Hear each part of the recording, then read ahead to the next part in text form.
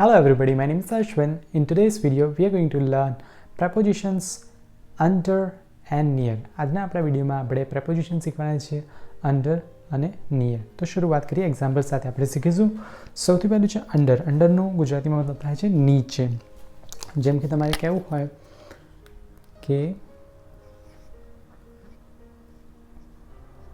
ઝાડ નીચે, તો શું થશે? Under the tree. ટેબલ નીચે, તો under the table. હવે વાક્ય બનાવીએ આખું. ઝાડ નીચે એક ગાય છે. ઇંગ્લિશ શું થશે? ધેર ઇઝ અ કાવ. ધેરનો ઉપયોગ તમને જો ના આવડતો હોય તો તમે વિડીયો જોઈને શીખી શકો છો. મેં ઓલરેડી ધેર ઉપર વિડીયો બનાવેલો છે. ધેર ઇઝ અ કાવ under the tree. Under the tree, ઝાડ નીચે એક ગાય છે.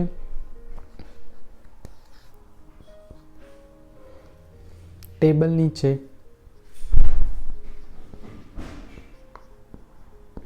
બે બોલ છે. તો શું કહીશું? સૌથી પહેલાં બે બોલ છે એનું ઇંગ્લિશ કરવાનું. તેનું ઇંગ્લિશ થાય there are two balls. Table નીચે અથવા તો ટેબલની નીચે એવું બી કહેવાય. ઇંગ્લિશ થશે under the table. Under the table. ગાડી નીચે એક કૂતરો છે.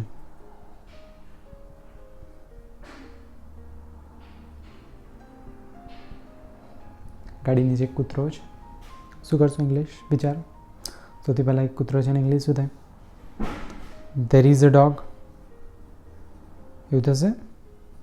ગાડી નીચે under the car. Under the car. તો થઈ ગયું ઇંગ્લિશ. અંડર શીખ્યા એક્ઝામ્પલ સાથે. હવે નેક્સ્ટ શું છે? નિયર, જેનો મતલબ થાય છે નજીક અથવા તો પાસે અથવા તો ની પાસે પણ કહેવાય. મારા ઘર પાસે કહેવું હોય તો શું કહેવાનું?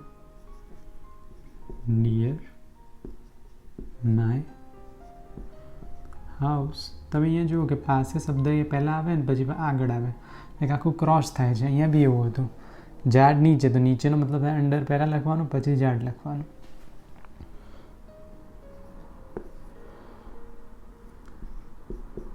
ગાડી પાસે, તો નિયર ધ કાર. અહીંયા પાસે એટલે શું છે? નજીક મતલબ છે. પાસે એટલે હેવ હેઝ વાળું પાસે નથી, નજીક મતલબ છે. એટલા માટે નિયર ધ કાર એવી રીતે થશે. વાક્ય બનાવીએ. મારા ઘર પાસે એક બગીચો છે. તો કેવી રીતે થશે ઇંગ્લિશ? એક બગીચો છે એનું ઇંગ્લિશ કરો. There is a garden. મારા ઘર પાસે. Near my house.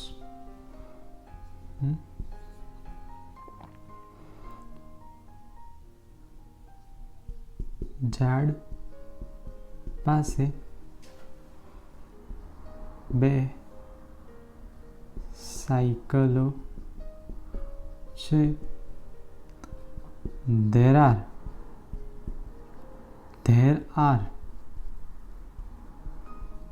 two bicycles near the tree. There are two bicycles near the tree. બીજી રીતે કહીએ તો મારું ઘર મારી ઓફિસની નજીક એટલે કે પાસે. મારું ઘર મારી ઓફિસની નજીક છે એટલે કે પાસે છે. માય